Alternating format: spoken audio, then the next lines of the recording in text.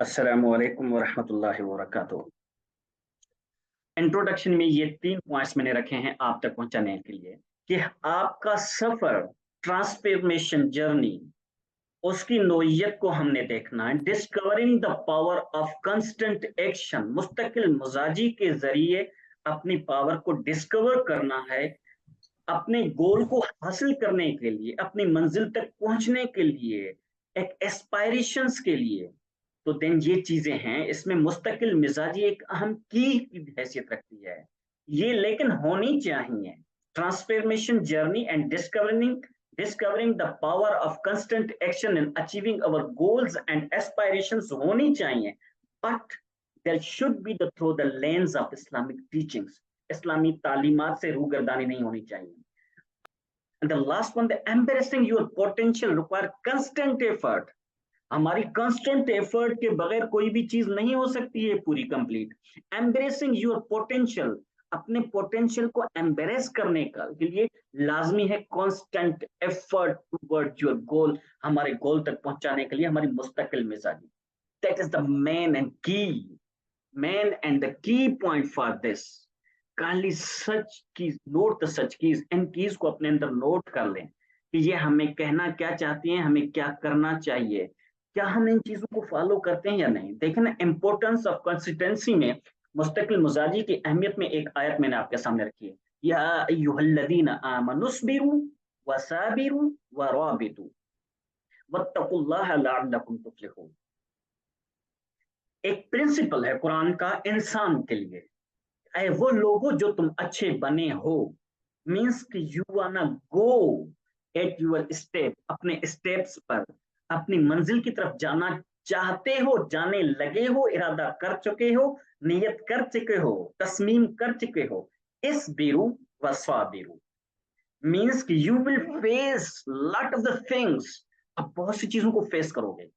इस बिरु, सबर करो। व स्वाबिरु, वस्वाबिरु, सबर की तलकीन है। व राबितु, और कनेक्टेड रहो। वत्तकुल्लाह लअल्लकुम तुफ्लिहून।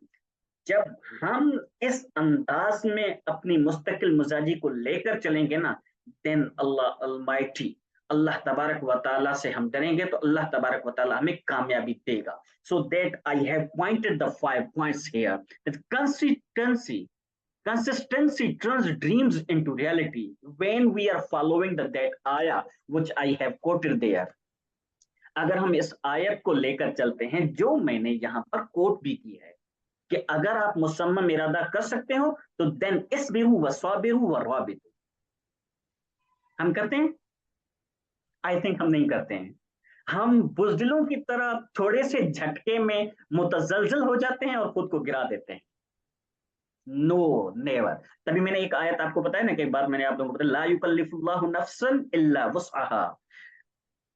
हमारे अंदर एबिलिटी होती है तो ये ड्यूटी हमें दी गई, हम तक पहुंची है, या हमें ये असाइन की गई है, या हम वो करने लगे हैं। It means I have stamina. तो हमारे अंदर स्टेमिना है तो हमें उसको मुतवाजिन करने की जरूरत, ठीक करने की जरूरत है, उसकी जिहाद पर सोच और विचार करने की जरूरत है। तभी मैंने कहा था ना कि never never think that you have fall down, कि आप नीचे गिर चुके हो, ये नहीं करना। मींस क्या, मजबूत होने लगे हो और मजबूत होने लगे। Second point, it builds discipline and resilience overcome challenges.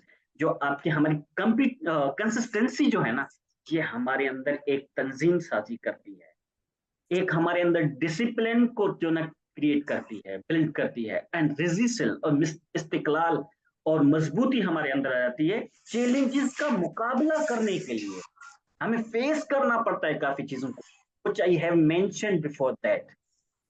Then after that, taking small steps daily leads to significant progress. Jumping नहीं करनी है.